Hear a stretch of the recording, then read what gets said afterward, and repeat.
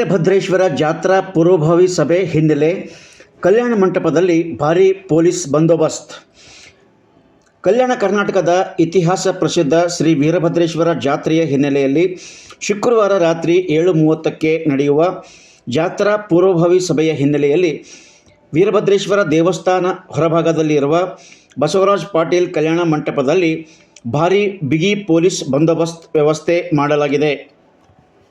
ಮುಖ್ಯ ವೇದಿಕೆಯಲ್ಲಿ ಹಿರೇಮಠದ ಪೂಜ್ಯ ವೀರ ರೇಣುಕ ಗಂಗಾಧರ ಮಹಾಸ್ವಾಮೀಜಿ ಅವರಿಗಾಗಿ ಎತ್ತರದ ಸ್ಥಾನದಲ್ಲಿ ಒಂದೇ ಒಂದು ವಿಶೇಷ ಆಸನ ವ್ಯವಸ್ಥೆ ಮಾಡಲಾಗಿದೆ.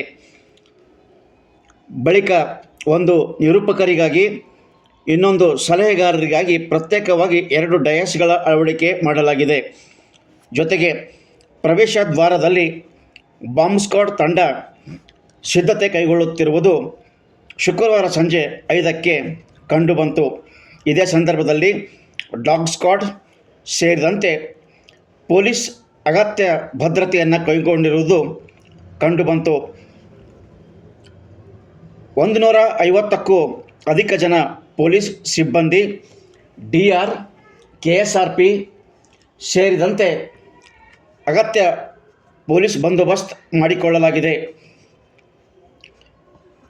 ಬಂದೋಬಸ್ತ್ ವ್ಯವಸ್ಥೆಯನ್ನು ಗಮನಿಸಿದರೆ ಸಲಹೆ ಕೊಡುವ ಭಕ್ತರು ಗಣ್ಯರಿಗಿಂತಲೂ ಪೊಲೀಸರೇ ಹೆಚ್ಚಿಗೆ ಇರುವ ಸಾಧ್ಯತೆಗಳಿರುವುದು ಮೇಲ್ನೋಟಕ್ಕೆ ಕಾಣುತ್ತಿದೆ.